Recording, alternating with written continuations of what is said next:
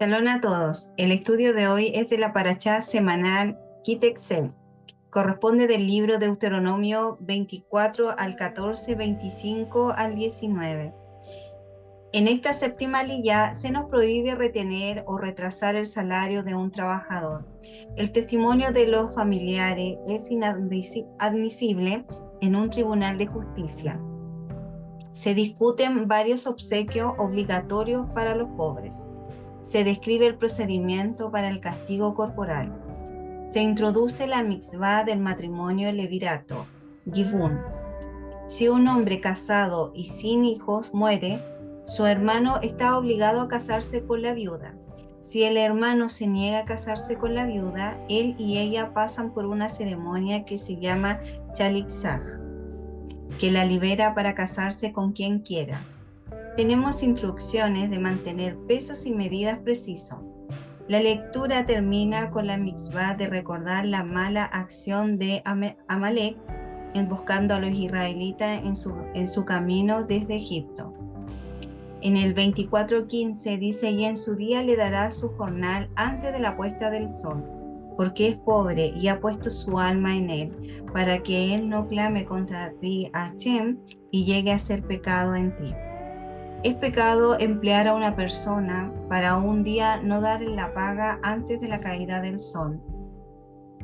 En el capítulo 25, versículo 15, nos habla de la medida justa y nos enseña que una persona que no ande con engaños tendrá una vida prolongada. En el capítulo 25, versículo 16, nos enseña que para el Eterno el engañador es abominación. Aunque la Torá establece y se define el derecho a la propiedad privada, no permite que uno tenga bienes y sea insensible a las necesidades de los pobres. El amor te obliga a no pensar solo en ti mismo, sino a amar a tu prójimo como a ti mismo. Esto no significa que la Torá esté de acuerdo con la idea comunista, donde todos comparten todo por igual y donde todo es de todo. La Torá establece un equilibrio entre el derecho a la propiedad privada y a la obligación de compartir con los demás. Pero hay límites en cuanto a compartir. No es correcto que uno dé todo de sus bienes a los pobres y para luego quedarse sin recursos y así tenga que sufrir él y su familia. Eso no es amar al prójimo como a sí mismo, es estupidez.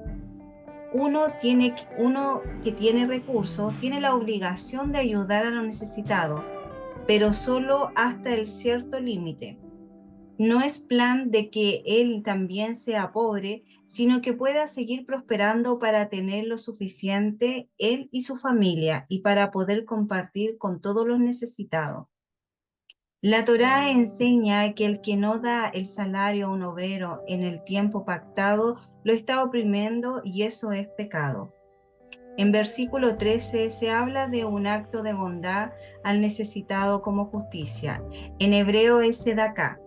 Veamos la similitud que hay entre los versículos 13 y 15. En el versículo 13, volverás la ropa al pobre antes de ponerse el sol. Él te bendecirá y te será justicia delante del Eterno. Y en el 15 dice: pagarás al jornalero antes de la puesta del sol, para que él no clame al Eterno contra ti y será pecado. La justicia, sedaká, está puesta como lo contrario de pecado. En hebreo, het. La palabra sedaká tiene varios significados en la escritura. Vamos a mencionar 3 de ellos. Rectitud en el comportamiento, en Deuteronomio 6:25 y Romanos 2:13 como referencia. Declaración de la inocencia por medio de la fe y del perdón, Génesis 15, versículo 6 y Lucas 18, versículo 14. Obra de caridad, Deuteronomio 24, versículo 13 y Mateo 6, versículo 1. Esto nos enseña: el que hace una obra de caridad al necesitado está actuando de forma justa y recta. El no tratar al necesitado correctamente, ayudándolo y dándole su salario según los parámetros establecidos en la Torá, es pecado y lo contrario de justicia. Considerar al pobre es hacer justicia, lo contrario al pecado. Por otro lado, tenemos que decir que las obras de justicia que el hombre puede hacer, obedeciendo la Torá y ayudando al necesitado, no son medios para su justificación eterna delante del Eterno, en el sentido de obtener o asegurarse la salvación.